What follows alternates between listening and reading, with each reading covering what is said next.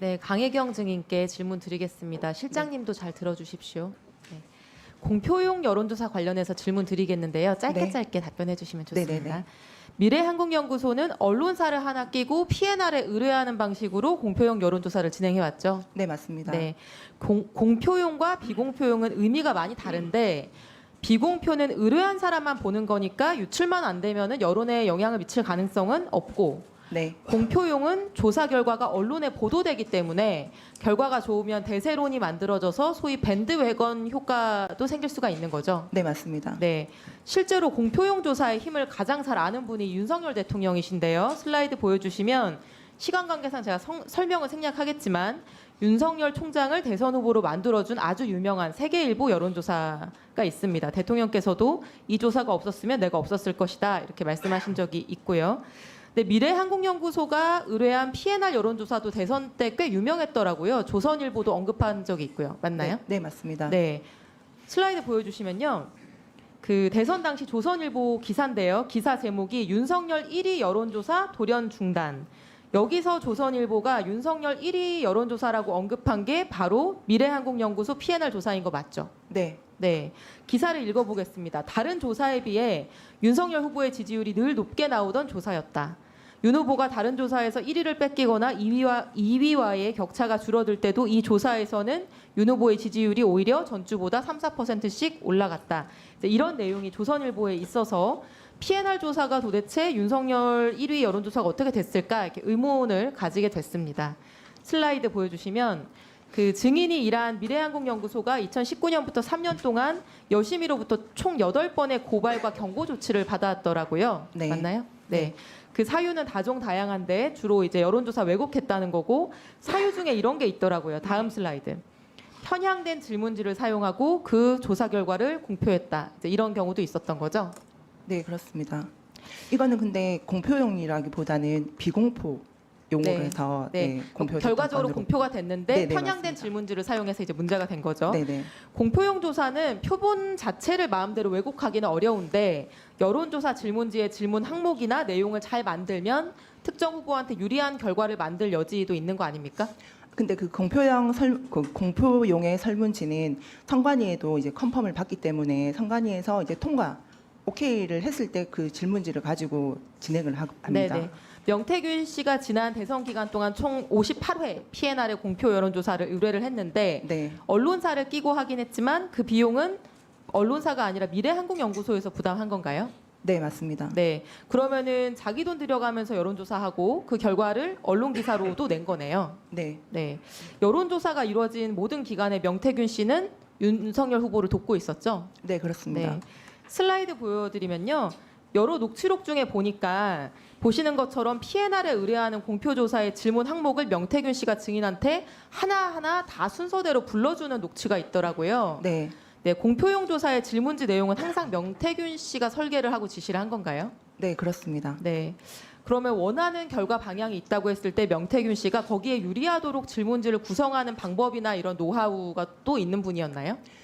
그렇게 이제 지시를 해서 제가 이제 설문지 초안을 잡아서 P&R 대표한테 이제 제가 전달을 하면 P&R 대표는 이제 선관위에 최종 확인을 했을 때 이제 뭐 이러한 문항은 안 된다 했을 네. 경우에 이제 빼고 특별히 그렇게 킬당하지 않으면 이제 그대로 네, 통과가 그대로 되는 경우가 진행합니다. 많네요. 네네.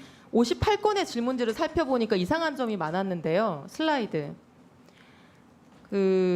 2021년 9월, 10월 무렵에 가장 핫한 대선 이슈가 두 가지였습니다. 윤 후보 쪽에는 고발 사주 의혹이 막 등장해서 뜨거웠고요.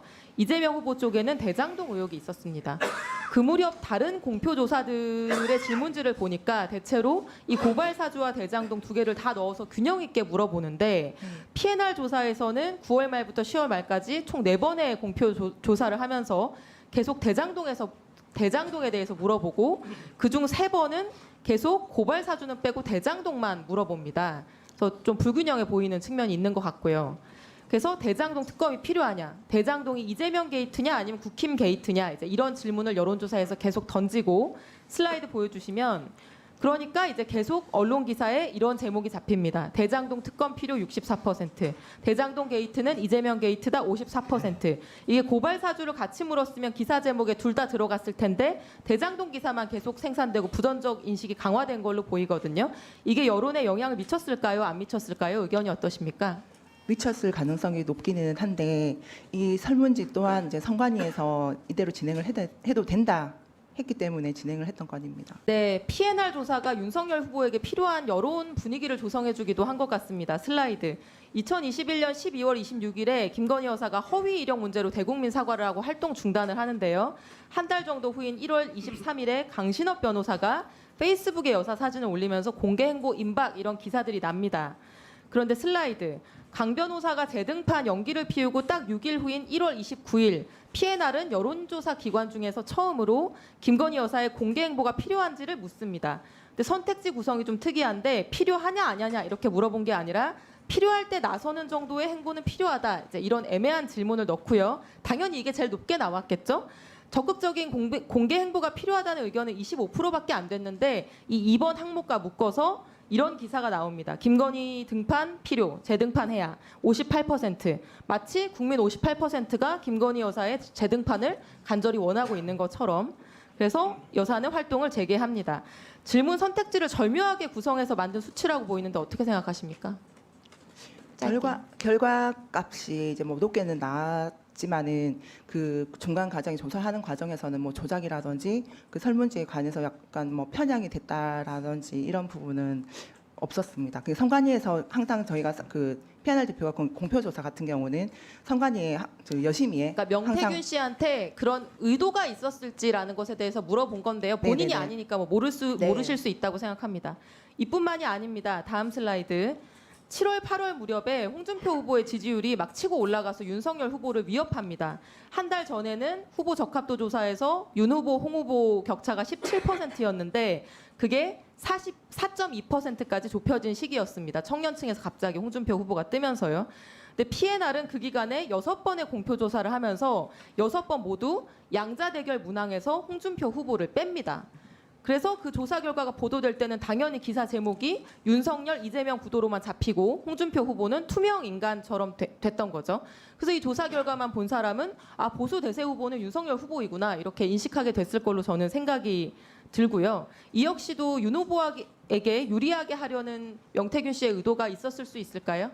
설문문항 그 지시는 명태균 대표가 한 게 맞기 때문에 아무래도 그 가상 대결에서는 뭐 누구를 꼭 넣어야 된다라는 거에 정해진 게 없기 때문에 윤석열 대통령 그 당시 네, 후보를 알겠습니다. 올리기 위해서 했었습니다. 네, 증인은 이제 공표용 조사의 경우에 비공표하고 다르게 표본 조작이 없었다는 의미에서 네. 공표용은 조작이 없었다 이렇게 답변하신 네, 영상을 맞습니다. 봤는데 이렇게 58회의 공표용 조사를 돈도 안 받고 의뢰하면서 윤석열 후보에게 유리한 질문으로 지속적으로 조사를 하고 특정한 방향의 언론 기사들을 양산하고 여론에 영향을 미쳤다고 한다면은 이런 것도 일종의 표본 조작은 아니지만 여론 조작, 여론 왜곡이라고 말할 수 있지 않을까요?